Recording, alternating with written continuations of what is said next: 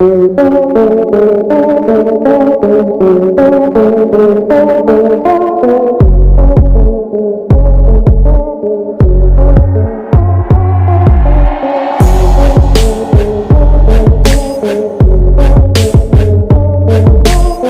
cerita awal mula Jenderal Penumpas PKI masuk RPKAD hingga jadi Komandan Baret Merah. Jenderal Penumpas PKI itu tidak lain adalah Sarwo Edi Wibowo, Komandan RPKAD pada tahun 1965. Namanya terkenal karena memimpin langsung pasukan RPKAD menumpas pemberontakan G30 SPKI pada awal Oktober tahun 1965. Adapun RPKAD tak lain adalah Resimen Para Komando Angkatan Darat, pasukan elit Baret Merah yang kini bernama Kopassus. Sarwo Edi Wibowo adalah salah satu komandan Kopassus yang bisa dikatakan paling legendaris. Lalu seperti apa perjalanan karir militer Sarwo Edi Wibowo saat mulai masuk RPKAD hingga ia jadi komandan di pasukan elit yang terkenal dengan Baret Merahnya itu? Ini cerita awal mula Sarwo Edi Wibowo masuk RPKAD hingga jadi komandan Baret Merah yang dikutip dari skripsi berjudul Peranan Sarwo Edi Wibowo dalam penumpasan gerakan 30 September tahun 1965 di Jakarta dan Jawa Tengah, yang disusun Gandhi Ramadan, mahasiswa sejarah Universitas Negeri Yogyakarta. Gandhi Ramadan dalam skripsinya menceritakan, pada tahun 1958 Sarwo Edi diangkat menjadi Wakil Komandan Resimen Taruna Akademi Militer Nasional, AMN. Resimen Taruna AMN sendiri adalah sebuah sekolah militer yang memberikan pelatihan keras kepada para anggotanya. Ketika itu, sekolah tersebut berada di Bogor. Sarwo jadi komandan di sekolah tersebut sampai tahun 1959. Lalu, pada tahun 1959, Ahmad Yani yang ketika itu sudah menjadi petinggi di Angkatan Darat merekomendasikan Sarwo Edi menjadi komandan Sekolah Para Komando Angkatan Darat yang berkedudukan di Batu Jajar, Cimahi, Jawa Barat. Sarwo Edi menjadi komandan Sekolah Para Komando Angkatan Darat menggantikan Kapten Wiyogo Atmodarminto. Tugas utama Sarwo Edi sebagai komandan SPKAD adalah melatih para anggota RPKAD. Di antaranya adalah melatih para anggota prajurit untuk melaksanakan pendidikan terjun payung dan lainnya.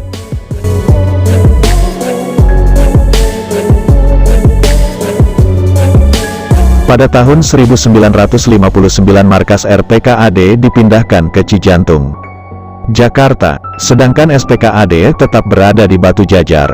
Sarwo Edi sendiri jadi komandan SPKAD sampai tahun 1959. Kemudian pada tahun 1962 Sarwo Edi dan keluarganya pindah ke Cijantung.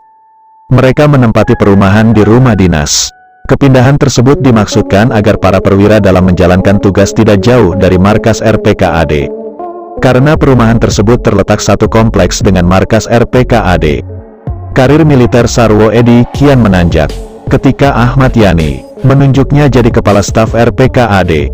Gandhi Ramadan dalam skripsinya menulis, Ahmad Yani memenuhi janjinya dahulu yang pernah menurunkan pangkat Sarwo Edi ketika perang mempertahankan kemerdekaan pada tahun 1948. Penurunan pangkat tersebut berdampak pada kekecewaan Sarwo Edi dan keinginannya untuk berhenti menjadi prajurit. Namun memang pengangkatan Sarwo Edi sebagai kepala staf RPKAD bukan semata-mata hanya janji Ahmad Yani sebagai teman dekat Sarwo Edi saja, tapi juga berdasarkan penilaian kinerja Sarwo Edi selama jadi komandan SPKAD. Sarwo Edi dianggap berhasil memimpin SPKAD. Keberhasilan pasukan RPKAD dalam berbagai operasi militer tidak lepas dari andil Sarwo Edi selama menggembleng para prajurit komando. Tapi rupanya, tidak semua perwira RPKAD setuju dengan pengangkatan Sarwo. Mayor Beni Murdani, komandan batalion RPKAD ketika itu kurang begitu setuju dengan pengangkatan Sarwo Edi. Beni lebih setuju jika yang jadi kepala staf RPKAD adalah Letkol Wijoyo Suyono yang lebih senior dibanding Sarwo. Tapi Ahmad Yani tetap memilih Sarwo. Pada awal tahun 1963, Sarwo Edi tercatat ikut pendidikan staf di Sekolah Staf Militer di Australia. Sarwo Edi mengenyam pendidikan di Australia kurang lebih 18 bulan lamanya sebelum akhirnya kembali ke Indonesia. Sarwo sempat jadi pejabat sementara komandan RPKAD. Ia jadi pejabat sementara karena komandan RPKAD ketika itu Kolonel Mumpar Hadi Mulyo sedang mengikuti pendidikan militer lanjutan.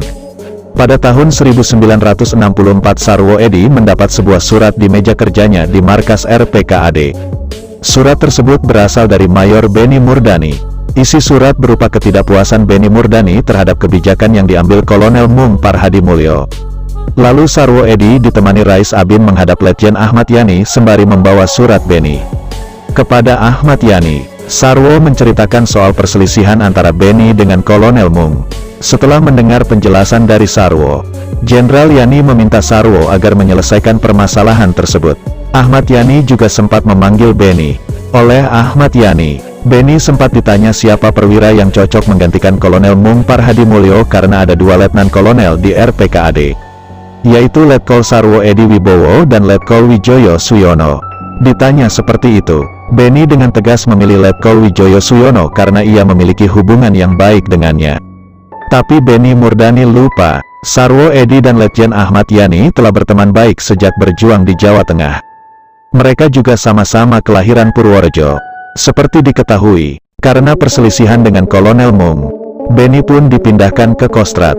Benny diperintahkan oleh Ahmad Yani untuk menghadap Maijen Soeharto, Pangkostrat saat itu. Paginya setelah dapat perintah itu Benny yang kecewa mengembalikan semua atribut RPKAD yang ada, termasuk baret merah. Setelah itu Benny Murdani menghadap Pangkostrat Maijen Soeharto dan melaporkan diri untuk siap bertugas. Sementara itu, Sarwo Edi pada tahun 1964 oleh Letjen Ahmad Yani resmi ditetapkan menjadi Komandan RPKAD menggantikan Kolonel Mung Parhadimulyo. Walaupun belum secara resmi ditetapkan sebagai Komandan RPKAD. Menurut Rais Abin dalam buku Tempo yang berjudul Sarwo Edi dan Misteri 1965, sebetulnya sudah ada gerakan memplot Sarwo sebagai komandan. Dalam hal ini Sarwo Edi ditetapkan menjadi Komandan RPKAD sebagai pelaksana harian dan pangkatnya dinaikkan menjadi kolonel, tulis Gandhi Ramadan dalam skripsinya. Nama Sarwo Edi pun langsung meroket ke permukaan ketika ia memimpin langsung pasukan RPKAD ketika terjadi peristiwa gerakan 30 September di Jakarta yang merenggut nyawa Letjen Ahmad Yani, atasan sekaligus sahabatnya.